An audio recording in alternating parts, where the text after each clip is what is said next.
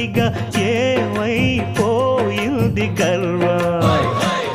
అరే శివుని శిరస్సు సింహాసనం పొందిన చంద్రుని గౌరవజనం నిన్నే చేసింది వేళ కోళం.